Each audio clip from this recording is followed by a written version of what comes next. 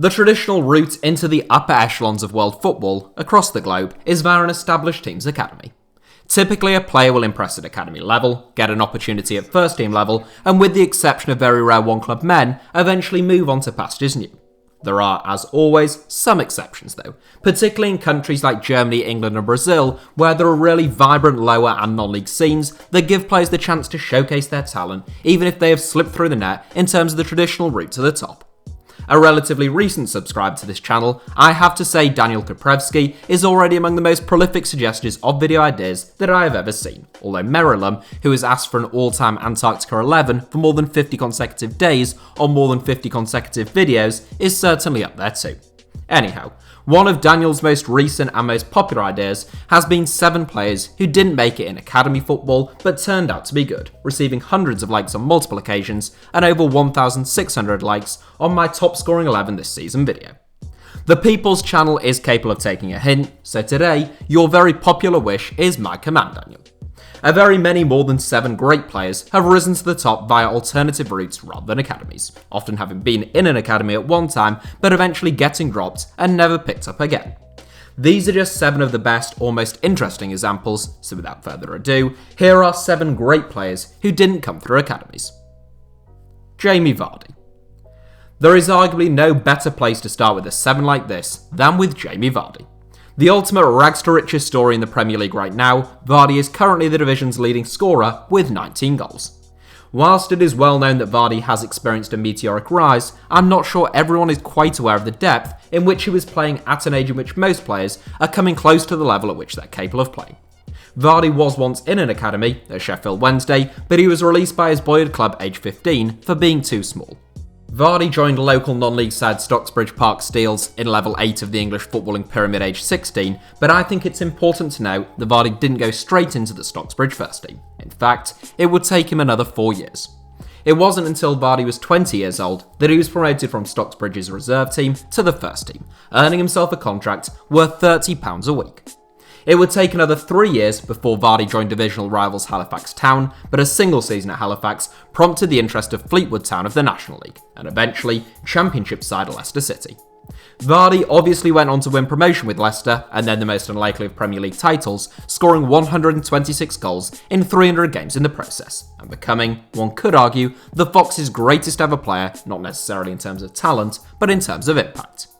Vardy no longer earns £30 a week, now reportedly earning £140,000 a week at the King Power Stadium. That's a 466,566% increase, so never give up, kids. Dado Prisho. Dado Prisho is a man who is remembered fondly by Rangers fans, having bagged 21 goals in his first season at Ibrox, having arrived as a free transfer.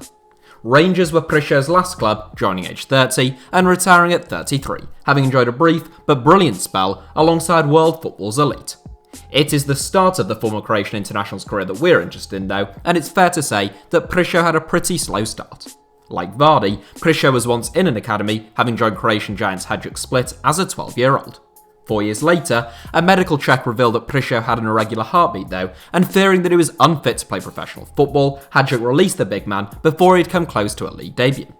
Prisho joined Croatian Minnows NK Pazinka shortly after Croatia gained independence, but he scored just 2 goals in 26 games for the club. He moved on to the French lower leagues, scoring just once in 10 games for Huon, before finally finding some form at Stade Rafalou in the 4th tier of the French game. By this time, Prisho was already 22, and it would be another 3 years before he tasted top-flight football in France. Monaco signed him, but sent him out on loan to Ajaccio for 2 seasons before handing him his debut. In his first season, Prisho didn't score many, but Monaco won the Ligue 1 title. In 2003-04, he scored 4 goals in a single Champions League game and played against Porto in the Champions League final. In addition to league titles in France and Scotland and a Champions League final, Prisho also represented Croatia at 2 major tournaments. Not bad for an academy dropout.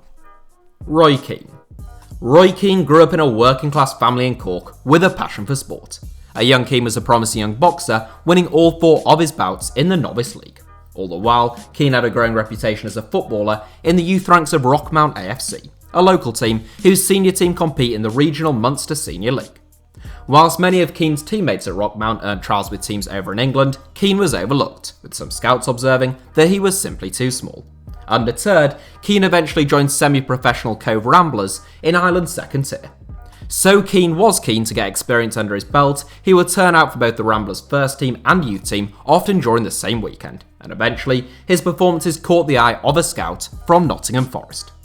Keane was signed by Brian Clough's side for £47,000 during the same summer in which he turned 19, and 3 seasons later, when Forest were relegated from the Premier League, Keane joined Manchester United.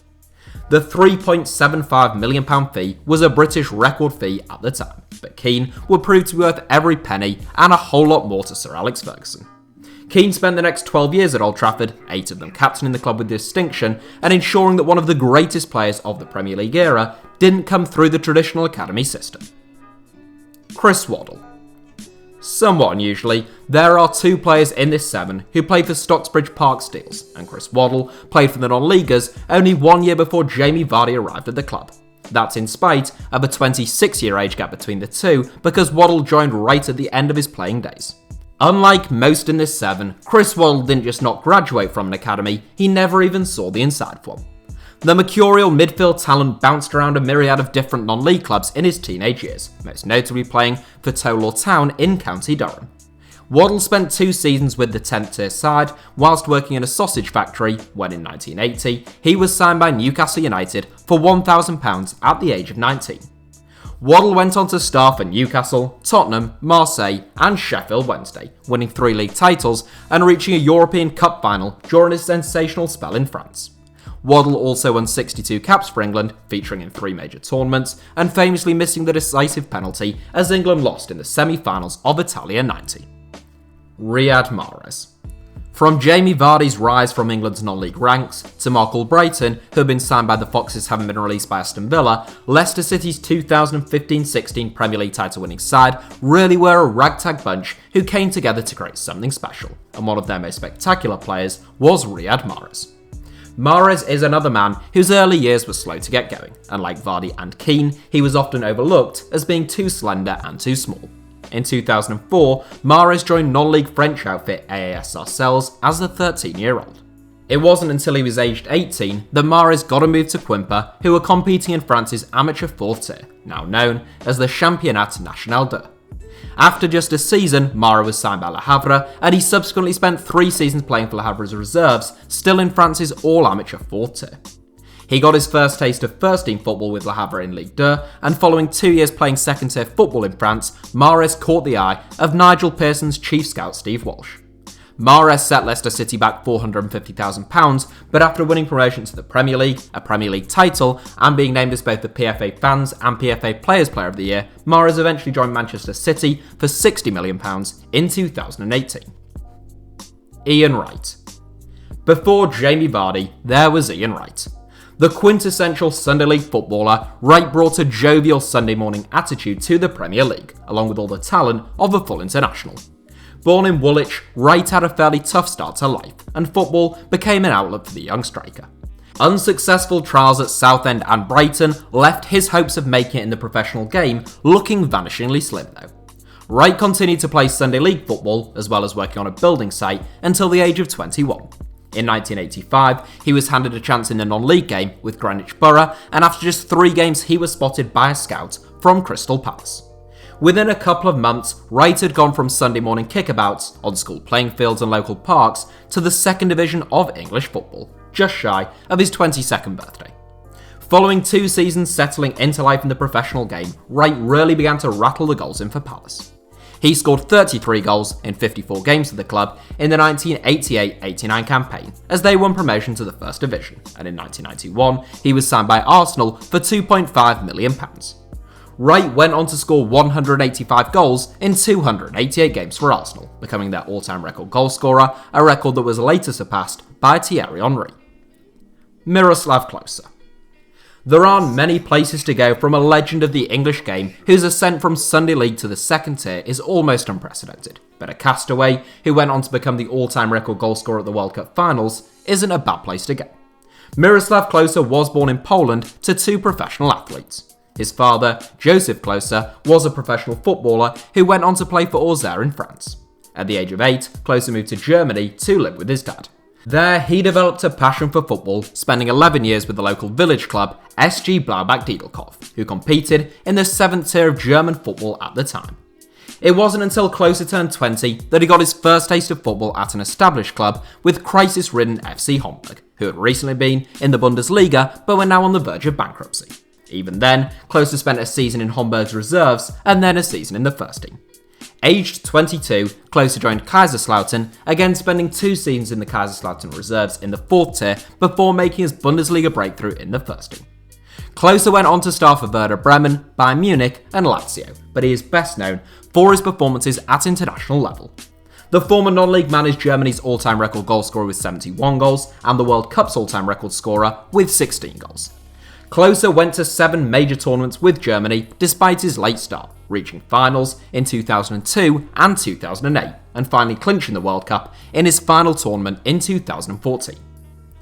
That's it for today's video. I hope you enjoyed it. Obviously do give us a like if so, and feel free to subscribe to HITC Sevens.